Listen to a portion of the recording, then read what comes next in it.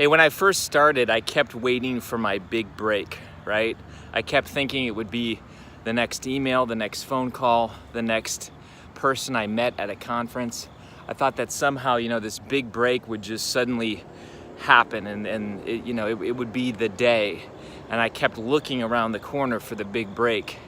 What I've come to realize, though, is that the big break is really small steps. That's the profound thought today. And maybe it's not profound, maybe you already knew about it, and maybe I'm just slow to learn. But what I've realized is that the big break is truly made up of the small steps. Facebook has this thing now where, actually for several years, where it basically tells you what you were doing so many years ago. And I'm kind of at that point right now in my author career where 8 years ago, Facebook just said, you released your book, and it was a long time ago. And I kept thinking back then, 8 years ago, or even in 2004, which is 14 years ago when my first book came out. I kept thinking that, it'd be that book or that phone call or that interview or that big article. And I kept waiting and waiting and waiting for the big break. And what I've realized is there's never been a big break. Seriously, there has never been this big break that has been earth-shattering or, changed my career. Hardly.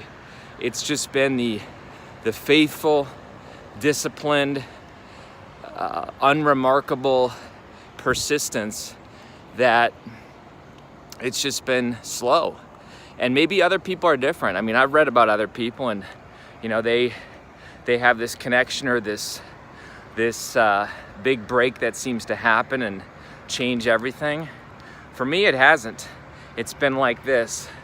And then only recently it seems to be, slowly turning. But you look behind, and with all that work and all that small stepping, it really hasn't been a big break.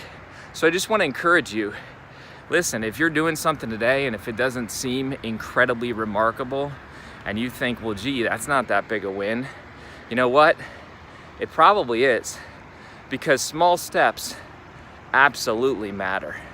Small steps are incredible. You could build the biggest bridge across the biggest, waterway, and you could forget the small step. And the small step is putting in one of the pins in the bridge, and the whole thing collapses. So don't think for a second small steps don't matter.